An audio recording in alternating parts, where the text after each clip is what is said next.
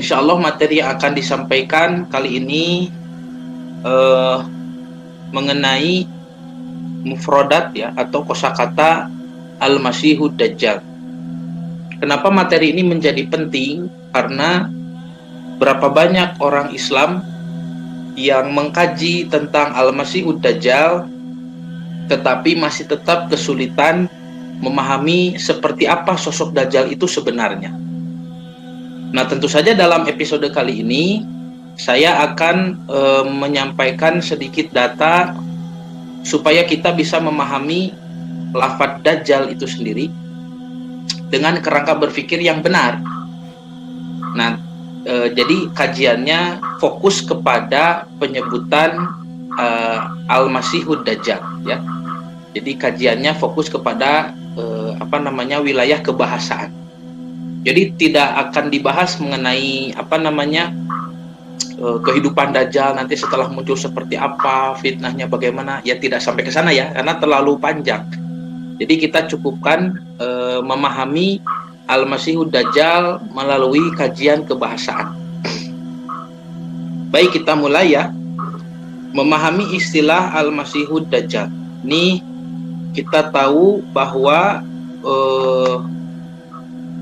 di dalam ajaran Islam, penamaan yang digunakan menggunakan bahasa Arab, ini saya sudah berkali-kali menjelaskan ya, bahwasanya di dalam Islam digunakan bahasa Arab sebagai bahasa ajaran ya, yang dibawa oleh Nabi Muhammad SAW. Kemudian juga konsep-konsep ajaran Islam dinamai dengan istilah-istilah dalam bahasa Arab.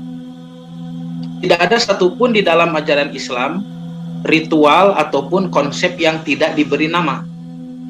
Nah, ini saya sering sampaikan ya, supaya kita semua bisa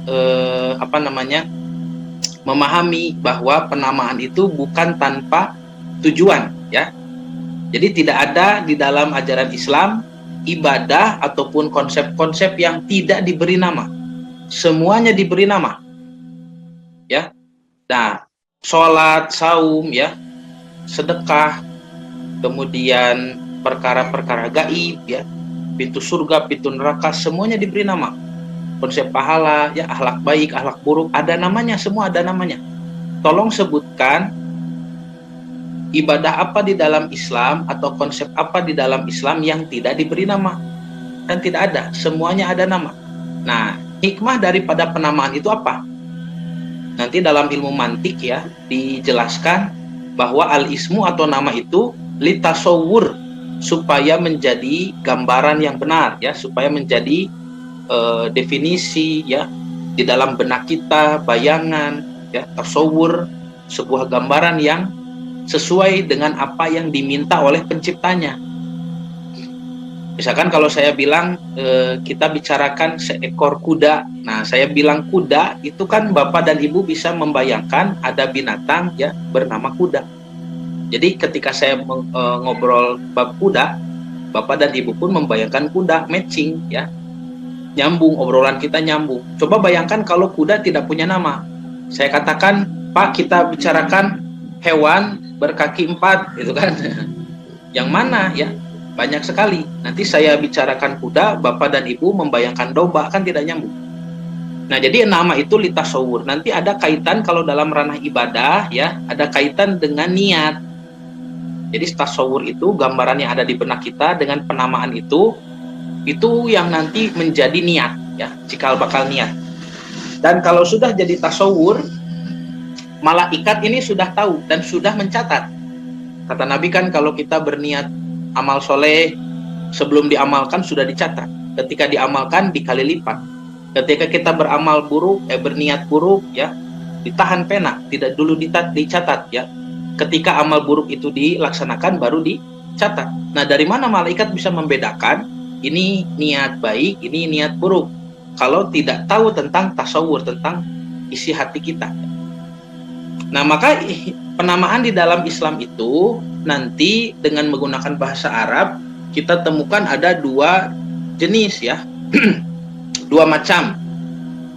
Dilihat dari apakah kata itu sudah dikenal di zaman jahiliyah ataupun tidak dikenal di zaman jahiliyah. Nah, misalkan kalau kita mencari data tentang makna kata sholat, misalkan ya, sholat itu adalah kata yang sudah dikenal di zaman jahiliyah. Nah, kata itu kalau dalam bahasa Arab kalimat gitu kan. Sholat adalah kalimat yang sudah dikenal di zaman jahiliyah. Apa arti sholat di zaman jahiliyah? Ya, as-sholatu kembali kepada makna leksikal, makna arti kamus. As-sholatu ad-du'a. Sholat itu berdoa, ya, kepada berhala, ya, kepada Lata, Uzza, Manat, Dewa Baal dulu. Maka karena ada penyimpangan dalam maknanya, meskipun kata sholat itu dipinjam oleh Quran, oleh ajaran Islam, oleh Nabi Muhammad SAW, tetapi di dalamnya ada makna menyimpang dari ajaran Islam. Kan itu oleh Nabi diluruskan maknanya. Sholat menjadi ritual yang kita kenal sekarang, ya. Nah, lalu juga misalkan contoh lain silaturahim. Silaturahim sudah dikenal di zaman jahiliyah, ya. Lalu Nabi nanti rubah makna silaturahim itu. Nah, ini kan kalau misalkan kita mencari makna yang Nabi rubah, Nabi luruskan, itulah sebetulnya makna yang harus kita pakai sampai sekarang. Makna sholat, makna silaturahim. Nah, ini kata-kata yang sudah dikenal di zaman jahiliyah. Nah, ada juga nanti kata-kata yang tidak dikenal di zaman jahiliyah. Jadi para sahabat pun asing. Apakah asingnya itu karena bahasa Arabnya sudah banyak terkontaminasi? Karena wilayah Mekah itu kan ibu kota, ya. Kalau sekarang ya wilayah tempat orang lalu lalang, ya. Dulu itu banyak orang berdatangan ke sana untuk ritual haji. Jadi banyak sekali kalimat yang tercampur, diserap, saling menyerap, ya. Karena itu Nabi Muhammad SAW kan dulu diasingkan selama disusui sampai umur ya sekian tahun, itu diasingkan di gunung supaya menjaga bahasa asli, bahasa Arab Fusha, kan begitu. Nah, maka bisa jadi Al-Quran mengajarkan bahasa yang sudah lama hilang, atau memang memperkenalkan bahasa-bahasa yang baru. Contoh misalkan seperti ketika Rasul mengajarkan nama-nama istilah gaib, ya. Ada alam Sidratul Muntaha, ada nama-nama pintu surga, ya. Nah, secara bahasa misalkan Sidratul Muntaha, orang Arab paham apa itu sidroh, apa itu muntaha misalkan, ya. Secara bahasa pasti tahu, tetapi ketika digabung Sidratul Muntaha menjadi makna yang khusus, maka ini sesuatu yang baru, ya. Nah, jadi dua sifat penamaan ini, ya, selalu dipakai dalam pengkajian kebahasaan, terutama dalam bahasa Arab, ya, era Islam dan pra-Islam. Nah, berarti kalau kita mau mengkaji Al-Masihud Dajjal, maka kalimat Dajjal ini masuk kemana? Apakah Dajjalun itu kalimat yang sudah dikenal di zaman jahiliyah atau yang belum dikenal? Nah, ketika dicek, ya, di dalam kamus-kamus istilah, ya, di dalam kamus-kamus bahasa Arab, ternyata para ulama ahli bahasa sepakat bahwa lafadz ad-dajjalu, ya, atau dajjalun itu adalah kata yang sudah dikenal di zaman jahiliyah. Nah, berarti kan kita sekarang tinggal mencari tahu bagaimana orang Arab dulu sebelum ada Islam memahami lafadz dajjal. Apa maknanya? Kalau itu sudah ditemukan, berarti nanti akan mempermudah bagi kita untuk mencari tahu kenapa kata Dajjal itu dipakai oleh Nabi. Bisa dipahami, ya? Jadi kenapa kata Dajjal itu dipakai oleh Nabi untuk menjelaskan sesuatu di akhir zaman. Jadi ketika Nabi mengambil lafadz Dajjal, ini dipinjam, ya. Karena orang jahiliyah sudah paham apa itu Dajjal. Nabi ambil itu untuk menjelaskan sesuatu yang memiliki sifat yang sama. Sesuatu yang memiliki karakter yang mirip dengan Dajjalun di zaman jahiliyah ini, ya. Lalu Nabi gunakan, dijelaskan supaya para sahabat yang paham bahasa Arab sebelum era Islam atau bahasa Arab jahiliyah juga bisa memahami apa Dajjal yang dimaksud oleh Nabi di akhir zaman. Nah, Nabi itu kan ketika menerima wahyu, menerima penjelasan, itu kadang-kadang diperlihatkan, ya. Pemandangannya itu diperlihatkan. Jadi kalau Nabi membaca ayat Quran misalkan tentang surga dan neraka, tentu saja akan berbeda dengan bacaan kita. Kalau kita membaca ayat di dalam Quran ketika sholat misalkan, kita baca ayat tentang surga neraka, lalu kita menangis. Menangis itu karena apa? Ya karena iman saja begitu. Apakah kita tahu seperti apa neraka itu? Apakah kita tahu seperti apa surga itu? Kan tidak tahu. Tetapi bagi Nabi Muhammad SAW, beliau ini sudah diperlihatkan. Jadi Nabi itu ketika menjelaskan neraka, menjelaskan surga, termasuk menjelaskan Dajjal, Nabi itu sudah lihat. Nah, diberikan penglihatan, diberikan basyiroh, ya, diberikan penglihatan. Bagaimana caranya bisa menjelaskan dengan baik dari orang yang melihat kepada orang-orang yang tidak melihat, kan itu sulit. Sesuatu yang belum pernah dijelaskan oleh umat manusia, sesuatu yang belum pernah ada penjelasannya, kan? Jadi Nabi itu melihat Dajjal begini begitu, ya. Ini harus dibayangkan dulu. Nabi melihat Dajjal itu begini dan begitu, fenomenanya terjadi, ya. Fitnahnya menyebar. Dajjal itu sosoknya seperti apa, identifikasinya tepatnya dengan gambaran penglihatan itu. Lalu Nabi mencoba menjelaskan apa yang beliau lihat kepada orang-orang yang tidak melihat, kepada para sahabat. Kan itu bukan pekerjaan yang mudah. Harus memilih kata-kata yang tepat, harus memilih diksi, ya diksi, kosakata, kemudian penjelasan yang tepat sehingga bisa mewakili apa yang beliau lihat. Nah, maka Nabi memilih, fenomena yang beliau lihat di akhir zaman itu dengan istilah Ad-Dajjal. Kata Nabi, ya Dajjal. Para sahabat kan sudah tahu di zaman jahiliyah Dajjal itu apa. Lalu para sahabat berpikir, ada fenomena itu ya di akhir zaman. Dan dia ada kesinambungan. Apa itu Dajjal? Gitu kan? Nah, jadi bisa dibayangkan ya, bagaimana hikmah penamaan Dajjal itu sendiri. Kenapa Nabi menyebutnya dengan Dajjalun? Dan itu hanya ada di dalam hadis. Di dalam Quran kita tidak menemukan kosakata Dajjal, ya. Nah, mari kita lihat selanjutnya. Lalu apa makna Dajjal di zaman jahiliyah? Ketika kita merujuk pada kamus yang disusun oleh para ulama ahli bahasa. Misalkan dalam kitab Mu'jam, ya. Mu'jamul Arabi, kata Dajjalun secara bahasa itu ternyata mengandung derivasi makna yang beragam. Yang pertama misalkan disebut juga kadzabun. Dajjal itu pendusta. Itu makna yang pertama, ya, pendusta satu. Yang kedua juga khudaun, penipu. Pendusta, penipu, ya. Kemudian ada juga aroid, artinya pengintai. Dan yang terakhir, yang keempat, ma'udzahab, artinya air emas. Saya juga tidak paham apa itu air emas, ya. Ketika di searching di Google, ma'udzahab, yang keluar malah produk kosmetik gitu. Produk kosmetik. Nah, jadi Dajjalun itu secara bahasa kadzabun, khudaun, roidun, ya, pendusta, penipu, pengintai.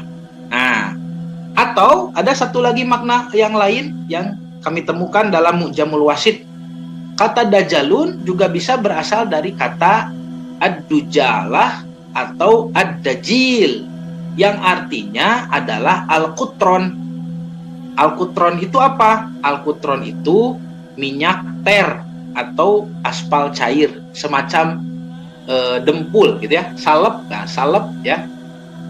Maka orang Arab mengenal kata ad-dajjal, yaitu mengoles penyakit kulit, urap pada kulit dengan salep supaya menutupinya. Jadi kalau ada borok atau urap, ya, kudis, kutu air, apapun itu di dalam kulit, di atas kulit, lalu diolesi dengan aspal cair atau yang sejenis salep, ya kalau di kita mungkin seperti dempul, supaya tidak terlihat. Itu makna Dajjal. Nah, orang Arab mengenal istilah Dajjalul Ba'ir. Apa Dajjalul Ba'ir itu? Pengolesan kepada unta, ya. Unta yang diolesi oleh minyak ter tadi. Semacam salep begitu, ya, aspal cair, karena dia punya penyakit kulit. Jadi kalau ada unta ataupun hewan tunggangan lain seperti kuda, keledai, ya, bigol, itu ketika ada luka di kakinya misalkan karena terjatuh atau karena ya bertengkar, ada kejadian sampai lukanya itu membuat kulitnya terkelupas, atau hewan tersebut punya penyakit kulit. Nah, maka kondisi ini tidak dibiarkan oleh orang Arab, apalagi oleh penjual hewan tunggangan. Jadi penjual hewan tunggangan, kalau ada hewan yang dijualnya itu terluka atau berpenyakit kulit, ya, tadi unta, kuda, keledai dan sebagainya, maka dia tutupi itu. Kenapa? Karena kalau tidak ditutupi kan kelihatan boroknya. Kalau kelihatan boroknya atau penyakit kulitnya, maka harganya nanti turun. Ya. Nah, jadi Dajjalul Ba'ir, ya, atau misalkan praktek dajjal disebut penipu, ya, disebut pendusta, itu secara bahasa, ya, dikenal di zaman jahiliyah merujuk pada praktek penipuan di zaman jahiliyah. Jadi kalau dalam hewan tunggangan itu juga disebutkan Dajjalul Ba'ir, ya. Dalam hewan tunggangan disebut Dajjalul Ba'ir, ya, unta yang diolesi, ditutupi penyakit kulitnya, ditutupi borok-boroknya dengan semacam salep begitu.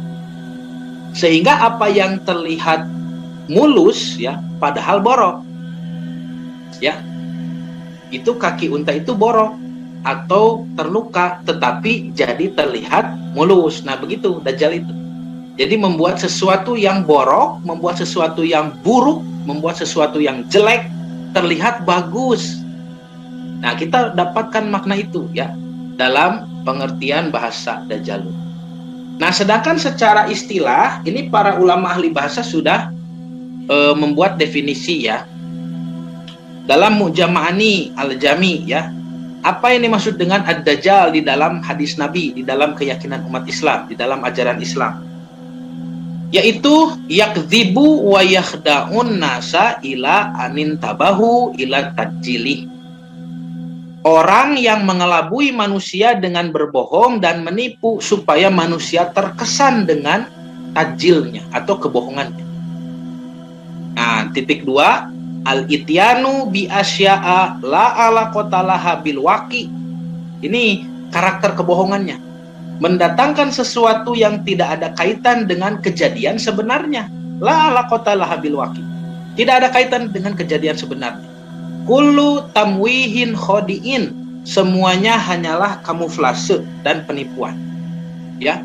Jadi apa yang disajikan oleh Dajjal itu terlihat bagus, menutupi sesuatu yang borok, sesuatu yang jelek, ya. Padahal antara yang ditutupi dengan yang ditampilkan itu justru memiliki perbedaan yang sangat jauh. Tidak terlihat, ya, apa yang sebenarnya sedang terjadi, apa yang sebenarnya dia inginkan. Dan itu nanti kalau kita bahas sampai kasus-kasus dalam konteks Dajjal modern, kita bisa temukan, ya, dalam politik-politik negara yang mendukung terhadap keyakinan bahwa Dajjal itu akan datang. Nanti negara-negara adik kuasa seperti itu kan ada, ya, sekarang. Nah, negara-negara yang memang percaya, ya, mendukung kepada gerakan Dajjal. Nah, itu mereka yang membuat propaganda. Sehingga apa yang ditampilkan oleh media yang mereka buat sendiri dengan kejadian yang sebenarnya, yang mana menjadi tujuan dan keinginan mereka, itu tidak ada hubungan, tidak ada kaitan sama sekali. Contoh misalkan ketika gedung WTC ditabrak oleh pesawat, katanya begitu, ya, pesawat yang dikemudikan dengan dibajak ya oleh seorang yang bernama Osama bin Laden, kan begitu. Di dalam media kan, apa yang diceritakan di media seolah-olah Osama bin Laden yang dari Afghanistan ini ya sedang menyerang negara Amerika. Padahal ya ketika kita membaca pendapat para pemerhati hubungan internasional, justru saat itu Amerika sedang ketakutan kepada bom nuklir yang sedang diproduksi secara hebat di negara Pakistan. Ini kan tidak nyambung ya. Kenapa Amerika itu takut kepada negara Pakistan yang memiliki bom nuklir sendiri? Ya, dihubungkan dengan peristiwa yang muncul di media tentang Osama bin Laden, orang Afghanistan yang menyerang Amerika. Kan tidak nyambung. Tetapi apakah ini sebetulnya ada kaitan? Jawabannya ada. Karena untuk mengawasi Pakistan yang membuat nuklir sendiri, Amerika harus membuat pangkalan militer di sekitaran negara Pakistan. Kalau di negara Pakistannya tidak bisa, ya, nanti memicu ketegangan. Nah, maka negara yang paling dekat dengan Pakistan dan itu dirasa negara yang sangat mudah untuk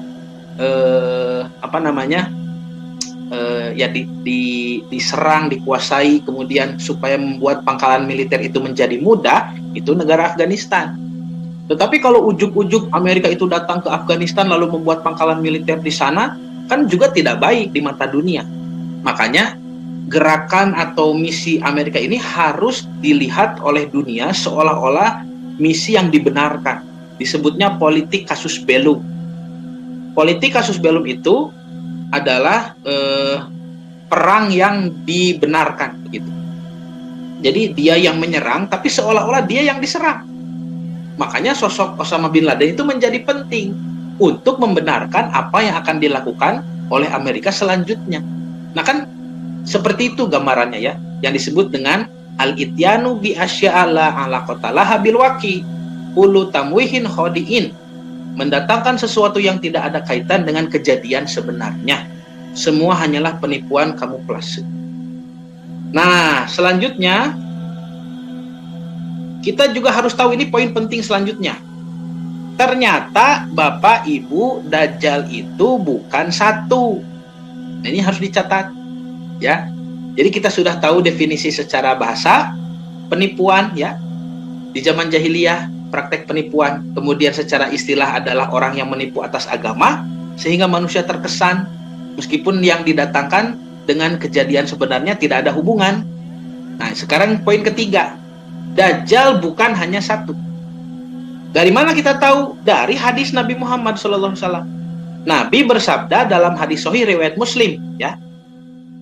An Abi Hurairah radhiyallahu anhu, dari Abu Hurairah semoga Allah meridhoi kepadanya, qala, ia berkata, qala Rasulullah sallallahu alaihi wasallam, bersabda Rasulullah sallallahu alaihi wasallam, yakunu fi akhir zaman, akan terjadi di akhir zaman, dajjalun kadzabun. Nah, ini kalau kita belajar bahasa Arab, kita tahu bahwa ini adalah bentuk jamak, bentuk plural. Dajjalun ya, jamak mudzakkar salim. Ini cirinya ada waw nun, dajjalun. Artinya banyak. Misalkan kalau muslimun, nah itu kan seorang muslim. Kalau pakai waw nun, muslimun, nah, umat Islam. Nah begitu. Dajjalun, satu dajjal. Seorang dajjal, seorang penipu. Dajjalun itu adalah dajjal yang banyak. Makanya diartikan di dalam terjemahan hadis ini para dajjal. Nah, dajjalun, lalu kata sifatnya juga mengikuti bentuk jamak kadzabun, yang semuanya berdusta. Tuh. Yatunakum minal ahadis, yang akan menyampaikan pembicaraan-pembicaraan, jargon-jargon, slogan-slogan. Bima lam tasma'u antum wala aba'ukum, yang mana belum pernah kalian ataupun bapak-bapak kalian dengar. Nah, jargon apa itu ya? Banyak sekali di zaman kita ini, dajjal-dajjal. Misalkan Pak, dari dulu yang namanya agama itu kan dipilih ya. Agama itu dipilih oleh manusia dari dulu, dari zaman Fir'aun bujangan ya, dari zaman Nimrod itu masih ingusan, agama itu dipilih dari sekian banyak agama, kita pilih satu dan kita yakini agama pilihan kita itu yang paling benar. Itu kebudayaan manusia dari dulu sudah begitu. Bahkan sampai di zaman kakek kita, sampai di zaman bapak kita. Baru di zaman kita ini, Bapak Ibu, ada orang yang mengatakan semua agama itu benar. Ini kan aneh. Dari mana ucapan semua agama itu benar? Tidak ada itu dalam konteks sejarah hidup manusia mempelajari agama. Ada orang mengatakan semua agama itu benar, tidak ada. Semua juga memilih satu agama dari sekian banyak, lalu meyakini agama pilihannya yang paling benar. Nah, disebutnya sikap eksklusivisme. Eksklusivisme itu meyakini bahwa agama kita saja yang benar, dan itu sah-sah saja. Dari dulu manusia seperti itu. Baru sekarang kita dipaksa untuk meninggalkan eksklusivisme, lalu diganti dengan inklusivisme atau pemahaman bahwa kebenaran bisa juga ada dalam agama orang lain. Nah, ini kan yang disebut dengan al-ahadis bimalam tasma'u antum wala abaukum. Ucapan-ucapan yang tidak pernah didengar oleh kalian dan oleh bapak kalian sebelumnya. Salah satunya ya. Dari dulu perempuan berkerudung itu ibadah. Menutup aurat itu ibadah. Dengan melaksanakannya kita mendapat kebaikan dari Allah Subhanahu wa taala. Baru sekarang kita mendengar ada orang mengatakan meskipun ibu tidak berkerudung, yang penting hati ibu berkerudung. Itu bagaimana ya? Jadi meskipun tidak berkerudung, yang penting hatinya berkerudung. Kan bagaimana itu? Yang penting tidak berzina katanya. Tidak apa-apa tidak berkerudung, yang penting tidak berzina. Ini kan jargon-jargon yang baru kita dengar sekarang, ya. Nabi menganjurkan, Nabi mewaspadakan kepada kita fa iyyakum wa iyyahum. Maka hati-hatilah kalian ya terhadap mereka. La yadullunakum wa la yaftununakum. Jangan sampai mereka menyesatkan kalian dan jangan sampai mereka menjadi fitnah bagi kalian. Nah, jadi dajjal itu banyak ya. Nah, dari sekian banyak dajjal yang dimaksud oleh Nabi, ya, para penipu ini, nanti ada satu bergelar Al-Masih, begitu. Ini poin baru berarti kan? Nah, jadi satu, kita tahu definisi dajjal secara bahasa. Dua, secara istilah. Tiga, dajjal bukan satu, tapi banyak. Sekarang poin keempat. Dari sekian banyak dajjal yang ada, nanti bahkan Nabi menyebutnya rata-rata semua mengaku sebagai Nabi. Begitu. Ya, dan jumlahnya sekitar 30 orang. Berarti di zaman Nabi pun sudah ada dajjal itu. Ya, Musailamah al-Kadzab. Tapi ini pengertian dajjal yang banyak itu. Nah, dari sekian banyak dajjal ada satu yang istimewa. Dialah Al-Masihud Dajjal. Dajjal yang punya gelar Al-Masih. Nah, kalau ini beda. Ini kita harus tahu kapan Nabi membicarakan dia. Kapan Nabi membicarakan dajjal yang lain. Itu harus dibedakan di dalam hadis. Tidak bisa dipukul rata. Ketika Nabi menyebutkan sebuah hadis yang menjelaskan tentang dajjal. Lalu kata Nabi, dajjal ini akan begini, akan begitu. Ini dajjal yang mana? Dajjal yang berjumlah banyak tadi, atau dajjal yang punya gelar Al-Masih dan jumlahnya hanya satu. Nabi menyebutkan misalkan dajjal akan dibunuh oleh Nabi Isa alaihissalam. Nah, ini kan merujuk pada dajjal Al-Masih. Dajjal yang satu orang ini. Sedangkan ketika Nabi menyebutkan ya semuanya akan mengaku sebagai nabi, dajjalun kadzabun, dajjal-dajjal yang berdusta, semuanya mengaku yaz'umu annahum rasulullah, ya, mereka semua mengaku bahwa mereka adalah utusan Allah. Ini dajjal yang banyak tadi. Nah, dengan adanya perbedaan dajjal ini, maka para ulama sering menyebut dengan istilah dajjal kabir dan dajjal sogir. Dajjal besar dan dajjal kecil. Itu harus dicatat ya. Jadi ada dajjal itu ada banyak. Dari sekian banyak dajjal yang ada, terdapat satu dajjal yang memiliki gelar Al-Masih. Nah, ya. Yaitu Al-Masihud Dajjal, yang Nabi menyebutkan dia ini akan berwujud ya, manusia berdarah Yahudi yang muncul di Yerusalem sebagai pemimpin dunia dengan kekuasaan dan kekuatan berteknologi canggih. Yang mana teknologi canggihnya itu tidak pernah dimiliki manusia sebelumnya. Dan dia mengaku dirinya sebagai Al-Masih, tentu saja.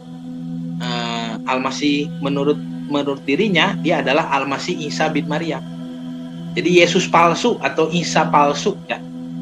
Bahkan akhirnya dia mengklaim keilahian atau mengaku sebagai Tuhan. Nanti siapa yang tertipu? Yang tertipu adalah kaum yang mengeluh-elukan Al-Masih seperti Yahudi, dan juga kaum yang menyangka bahwa Isa Al-Masih adalah Tuhan. Bisa dipahami? Siapa yang nanti tertipu oleh Al-Masihud Dajjal? Satu, orang yang menanti-nanti kedatangan Al-Masih. Saya pernah menjelaskan itu di episode Takdir Yerusalem ya. Yerusalem sampai 3 pertemuan kan. Yahudi itu menanti-nanti Al-Masih. Ketika Al-Masih asli datang, Nabi Isa alaihissalam malah dibunuh kan. Untung diselamatkan oleh Allah. Tetapi ketika nanti Al-Masihud Dajjal ini datang, siapa yang bergembira? Siapa yang menyambut mereka? Itulah bangsa Yahudi. Siapa yang menyebut dia maksud saya? Itulah mereka Yahudi. Lalu Al-Masih ini mengaku juga sebagai Tuhan. Ini kan cocok sekali dengan ahli kitab. Yang satu menanti-nanti Al-Masih, Dajjal ini juga mengaku Al-Masih. Dipercaya oleh kaum yang menanti-nanti Al-Masih, yaitu Yahudi. Lalu ada juga kaum yang mengkultuskan Nabi Isa sebagai Tuhan. Itu orang Kristen. Dan Dajjal ini, Al-Masihud Dajjal juga akan mengaku sebagai Tuhan. Jadi dia adalah Isa Al-Masih palsu yang mengaku sebagai Tuhan. Karena itu orang Kristen akan percaya. Kecuali nanti orang-orang yang oleh Allah diberikan hidayah ya, diberikan petunjuk yang tepat. Di antara orang Kristen pun ada nanti yang tidak tertipu ya, yang bisa mengkonfirmasi, mengidentifikasi siapa Al-Masihud Dajjal ini. Dan itulah orang-orang Kristen yang akan bergabung bersama kita, bersama umat Islam, menjadi satu pasukan yang kuat ya. Jadi Kristen mana yang dimaksud? Itu Kristen Ortodoks ya. Kristen Ortodoks yang tidak menyebut Isa sebagai Tuhan. Jadi kenapa nanti Kristen Ortodoks tidak tertipu oleh Dajjal? Karena mereka memiliki akidah yang benar bahwa Tuhan hanya satu, Tuhan Bapa di surga, sedangkan Isa Al-Masih bukan Tuhan. Maka ketika Al-Masihud Dajjal yang palsu ini mengaku sebagai Tuhan, orang Kristen Ortodoks bakal tahu, ini tidak mungkin Tuhan. Karena Nabi Isa bukan Tuhan, kan begitu. Jadi nanti Kristen Ortodoks ini akan bergandengan dengan umat Islam ya, menjadi satu pasukan melawan pasukan Dajjal. Meskipun nanti kita kerepotan, di dalam hadis disebutkan begitu. Nah, ini penyebutan dalam literatur Kristiani ya.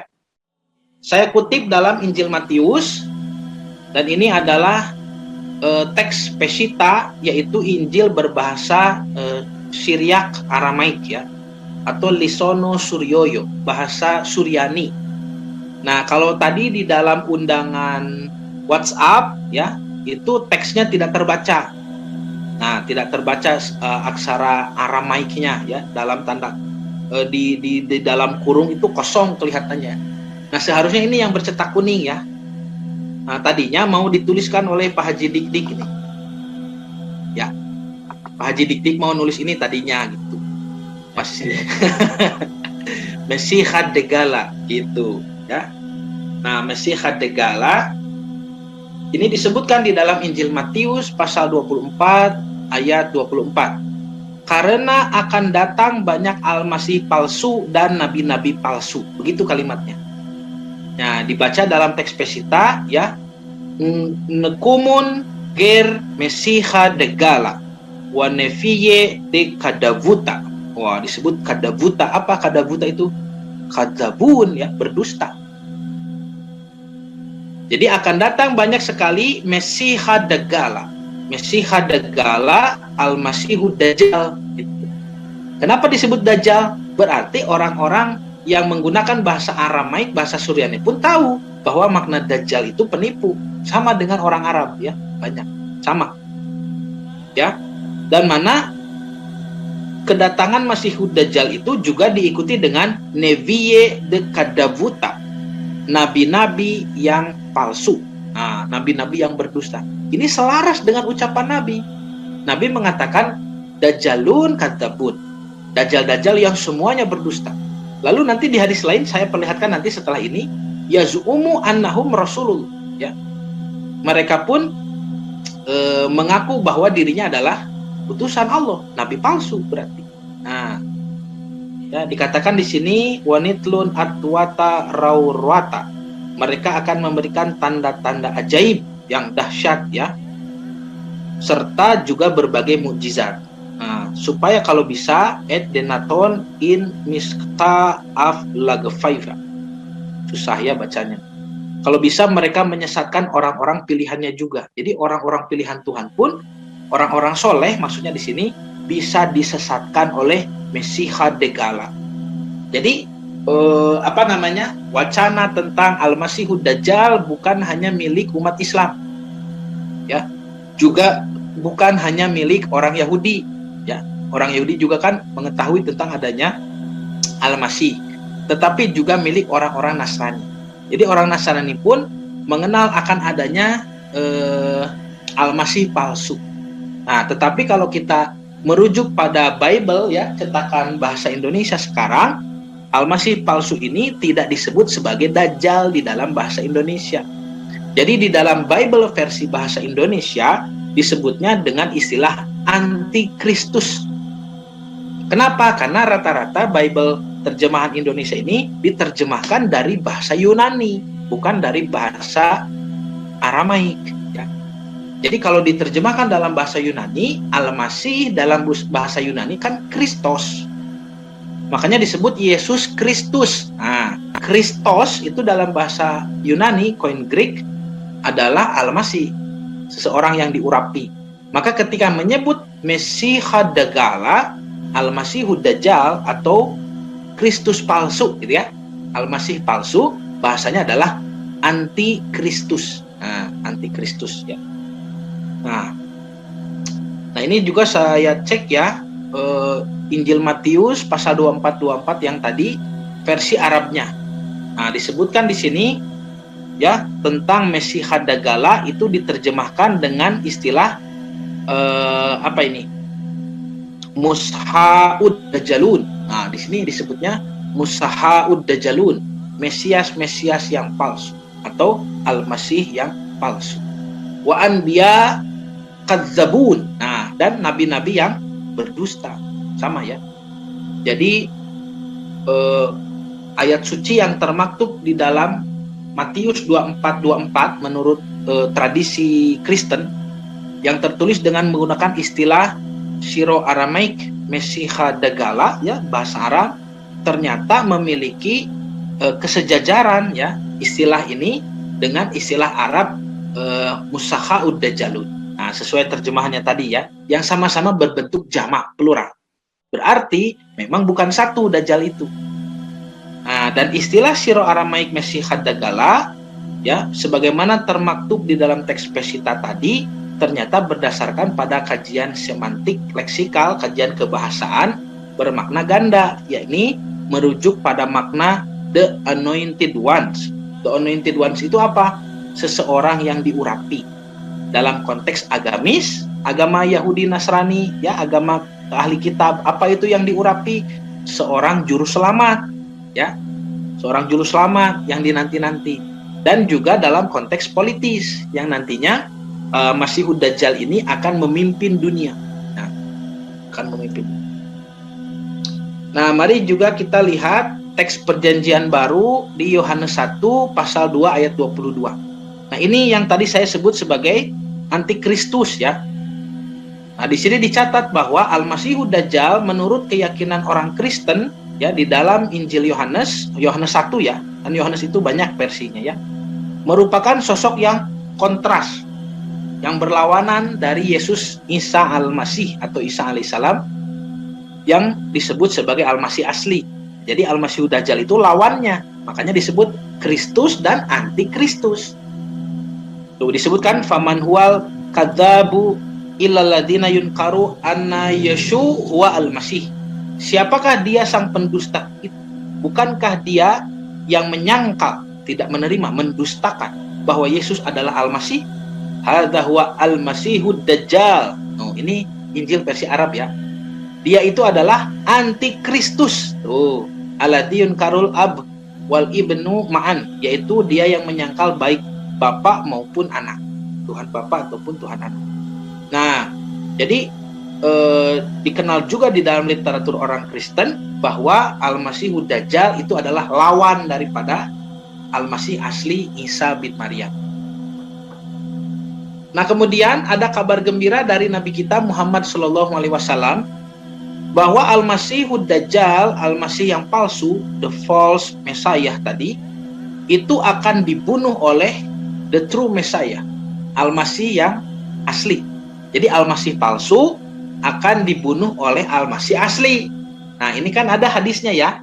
Ini kabar gembira bagi kita. Nah, ini hadisnya. Nabi SAW bersabda, "Fabainama huwa kadzalik."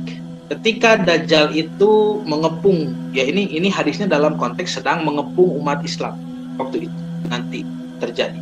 Idz ba'atsallahu al-Masiha ibna Maryam. Kemudian ya, tatkala Allah mengutus Al-Masih asli ibnu Maryam, ya, Isa Al-Masih. Fa yanzilu indal manaratil baydha, maka dia turun di menara putih. Nah, menara putih mana yang dimaksud? Syarqiyah Dimashq baina mahrudatain, yang terdapat di menara putih, di Masjid Menara Putih sebelah timur Damaskus. Ya, sebelah timur Damaskus. Nah, ini kan masjid yang dimaksud dengan menara putih di sebelah timur Damaskus sampai sekarang juga ada menaranya, ya. Dan saya kutip di sini fotonya ya. Nah, ini Putra Maryam turun di menara putih Damaskus dengan mengenakan dua baju dicelap wars dan ja'faran, seraya meletakkan kedua tangannya di atas sayap dua malaikat. Bila ia menundukkan kepala, air pun menetes. Bila ia mengangkat kepala, air pun bercucuran seperti mutiara. Tidaklah orang kafir mencium bau dirinya, melainkan ia akan mati. Sungguh bau napasnya sejauh mata memandang. Isa alaihissalam mencari Dajjal hingga menemuinya di pintu Lud. Nah, ini nanti juga ada gambar pintu Lud ya. Lalu membunuhnya. Tuh. Setelah itu Isa bin Maryam mendatangi satu kaum yang dijaga oleh Allah dari Dajjal. Ia mengusap wajah-wajah mereka dan menceritakan tingkatan-tingkatan mereka di surga. Ini Nabi Isa turun kembali. Nah, ini masjid yang dimaksud, Masjid Umawi. Nah, jadi kalau sekarang disebut Masjid Al-Umawi ya, yaitu Masjid Menara Putih di sebelah timur Damaskus. Dan sampai hari ini masjidnya ada. Meskipun di Damaskus, Suriah ya, Suriah, Damaskus, di Suriah itu terus-menerus perang berkecamuk, tetapi masjid ini tetap saja berdiri kokoh, tidak hancur. Karena mungkin takdirnya masih panjang. Nah, ini bagian dalamnya. Nanti kalau Pak Haji, Bu Haji main ya ke sana. Nah, ini Masjid Suriah di Damaskus itu Masjid Menara Putih itu memiliki kawasan yang unik, yaitu di tengah-tengah masjidnya ada seperti teras terbuka gitu ya. Teras terbuka. Dan menara mana yang dimaksud? Coba hitung menaranya ya. Ini. Nah, menaranya ada berapa? 1, 2, 3. Menara mana tempat Nabi Isa turun itu? Ya, pokoknya di antara ini. Tetapi di sini katanya sudah diberi nama ya oleh umat Islam sekarang. Ini menara barat ya. Ya. Yang ini menara bridge The Minaret of the Bridge. Kemudian yang ini baru disebut menara Yesus atau menara Nabi Isa alaihissalam. Berarti apakah benar ya di bawah menara ini nanti Nabi Isa akan turun? Yang pasti Nabi Muhammad SAW di dalam hadis menjelaskan ketika Dajjal itu mengepung, artinya masjid ini dibenteng, betul tuh, dibenteng, dikepung dari luar, lalu kaum muslimin bersembunyi di dalam masjid ya sampai datang waktu sholat subuh, adzan dikumandangkan, Ya, lalu setelah iqomah, imam hendak bertakbiratul ihram, malaikat datang membawa Nabi Isa alaihissalam. Sampai kan di dalam riwayat dikatakan sang imam itu ya, pemimpin kita waktu itu ada mengatakan Imam Mahdi begitu ya. Nah, itu mempersilahkan Nabi Isa untuk menjadi imam. Tapi Nabi Isa menolak. Nabi Isa mengatakan, iqomah sudah dikumandangkan untuk Anda, silakan. Pertanyaannya yang saya ingin tahu ya sampai sekarang, ngobrolnya pakai bahasa apa? Bahasa Nabi Isa itu bahasa Syriak yang sudah punah. Lisono Suryoyo tadi yang tulisannya tadi saya perlihatkan. Ataukah bahasa Nabi Isa itu ketika turun nanti bisa berbahasa Arab ya? Nah, itu kan bagi seorang nabi tidak tidak menjadi satu halangan ya menguasai berbagai macam bahasa. Ini unik ya. Tapi kalau misalkan Nabi Isa itu memakai bahasa Aramaik, bahasa Suryani, atau memakai bahasa orang Yahudi, bahasa Ibrani. Nah, ini salah satu motivasi kami ya, belajar bahasa Ibrani, belajar bahasa Aramaik. Nah, kalau keumuran, kalau kezamanan gitu, lamun kejamanan Pak, dia tiasa ngobrol sareng Nabi Isa gitu. Ya. Jadi bapak mah colohok pan, dan tiasa bahasa Sunda hungkul. Nah, abdi mah tiasa ngobrol ke sareng Nabi Isa alaihissalam. Pilih naros paling ngaleget naon gitu kan, disuguhan. Padik-dik mah ke suruh ngaserengeh gitu ya. Dipengker. Jadi di sini Nabi Isa akan turun ya, insyaallah, wallahu a'lam. Kemudian Nabi Isa akan mengejar Dajjal setelah sholat subuh, dan Dajjal akan lari ke gerbang Lud, sampai bukan ke gerbang Lud ya, lari ke satu tempat, tetapi dia tertangkap di gerbang Lud begitu. Nah, ini kalau kita lihat di dalam peta, Suriah itu di mana? Suriah itu Damaskus kan di sebelah utara Palestina ya, di sini sebelah utaranya. Berarti lari dia ke arah selatan itu cepat sekali. Menggunakan apa? Walau alam, kalau punya jet pribadi mungkin naik jet pribadi, tapi Nabi Isa bisa menangkapnya. Nah, sampai sekarang pun kalau kita datang ke wilayah Palestina, kalau sekarang kan disebut Israel ya, tapi saya tidak sudi menyebut Israel, ini Palestina. Nah, di pinggir jalan itu ada Pak penunjuk jalan. Nah, ini kan dibaca Lod ya, gerbang Lod. Jadi kalau mau ke Lod, ke arah sana tuh ada ya yang disebut dengan Lod itu. Bahkan dikatakan ini jalan daerah sekitaran gerbang Lud. Nah, menurut Dr. Syauqi Abu Khalil dalam Atlas Hadis Nabawi, ada ya kitabnya Atlas Hadis Nabi. Jadi ketika Nabi menyebutkan tempat-tempat tertentu, diperlihatkan tempatnya di atlas itu.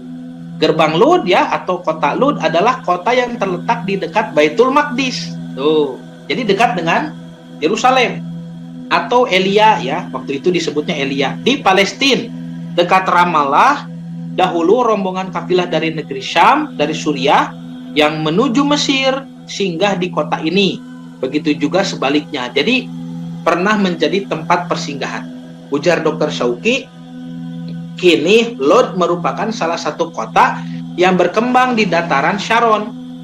Nah, ada satu daerah namanya Sharon ya, yaitu 15 km di tenggara Tel Aviv. Tel Aviv itu kan ibu kotanya ya, ibu kota Israel. Nah, ini gerbangnya Pak, tuh. Jadi ini gerbang di foto zaman dulu ya. Ini gerbang Lud. Lud yang dalam bahasa Arab adalah Al-Lud. Konon menjadi tempat tinggal suku Benyamin. Masih ingat ya, suku ke-12 di Bani Israel. Kota seluas 12.000 km. Ya, 12.226 km persegi itu sudah muncul sejak periode Kanaan, periode zaman Nabi Ibrahim hijrah ke Palestina ya. Nah, itu kan masih disebut Kanaan waktu itu. Temuan tembikar di daerah tersebut menunjukkan kota Lud telah eksis sejak 5.600 sampai 5.250 tahun sebelum Masehi. Berarti dari zaman Nabi Nuh ya sudah ada. Nah, ini kota Lud. Nah, sekarang seperti apa gerbangnya? Ini kan gambar gerbang dulu ya. Gambar gerbang zaman dulu. Kalau sekarang ini ya. Kalau sekarang, ini gambarnya. Sejak saat itu, Lud menjadi hunian bangsa Yahudi hingga penaklukan yang dilakukan oleh Romawi. Sudah pernah saya jelaskan ya di Takdir Yerusalem.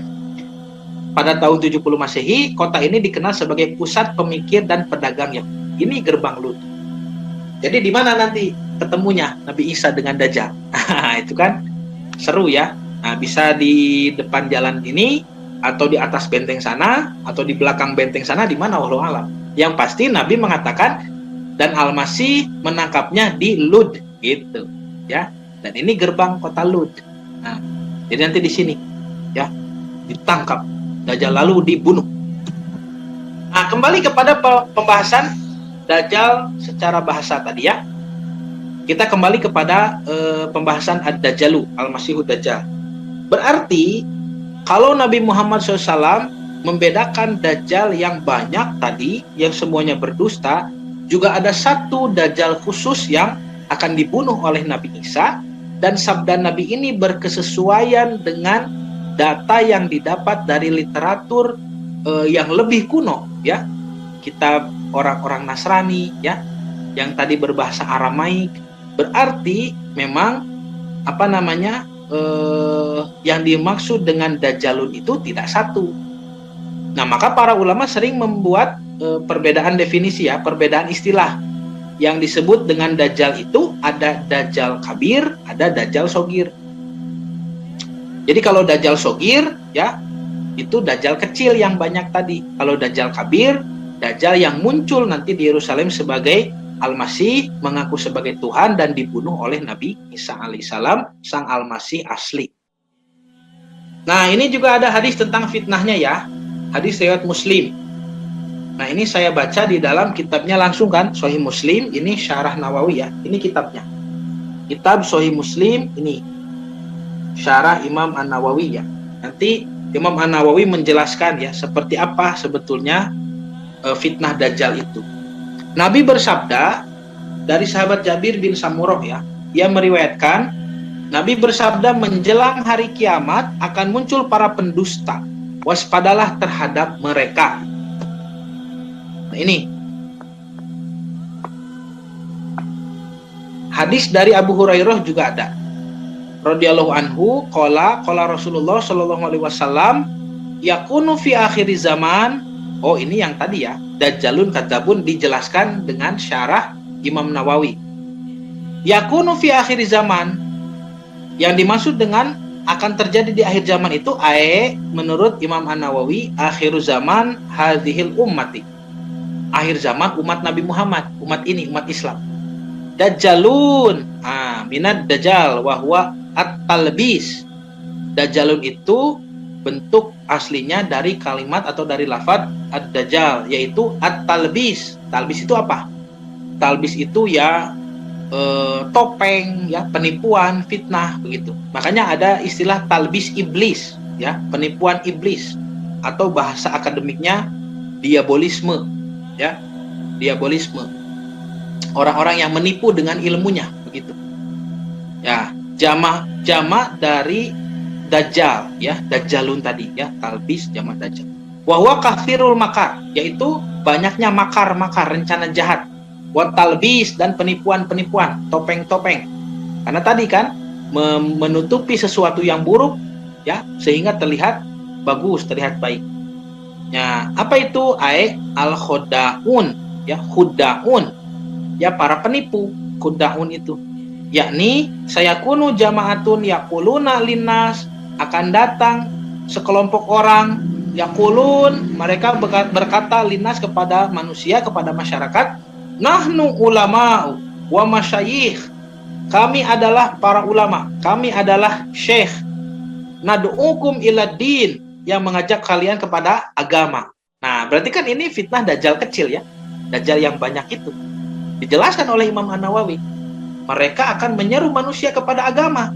Wahum, sedangkan mereka itu kadzabun, berdusta.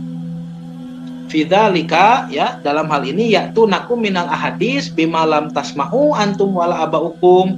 Mereka berdustanya itu mendatangkan kepada kalian omongan-omongan, jargon-jargon tadi ya, yang mana tidak pernah didengar oleh kamu dan bapakmu. Yakni yatahaddatsuna bil ahadisi al-kadzibati. Mereka mengatakan atau menyebarkan omongan yang dusta ya. Wa yabtada'una ahkaman batilatan, dan juga mendakwahkan atau menyiarkan ya hukum-hukum yang batil. Nah, ini hukum-hukum yang batil. Hati-hati ya. Bahwasanya misalkan dalam hal akidah ya, tadi semua agama benar. Dalam hal ibadah ya, syariat-syariat di obok-obok ya, yang sudah beres dipermasalahkan. Hati-hati hukum-hukum yang batil ya, hukum-hukum yang salah. Wa i'tiqadati fasidah, dan akidah-akidah yang sesat ya, yang apa, fasad, yang rusak ya. Oh, ini ya ada terjemahnya. Di akhir zaman ya, sudah tadi ya, datang orang-orang yang berkata-kata, menyampaikan hadis yang tidak pernah didengar oleh kita maupun bapak kita, berkata-kata dengan ucapan dusta, mengkampanyekan hukum-hukum batil dan keyakinan-keyakinan rusak. Nah, ada satu kitab lagi yang unik dari para ulama ya, yaitu kitabnya Syekh Nasruddin Abdurrahman bin Nasir ya, maksud saya Abdurrahman bin Nasir As-Sa'di. Nah, ini kitabnya. Kitab Risalatani fi fitnati dajjal wa ya'juj wa ma'juj.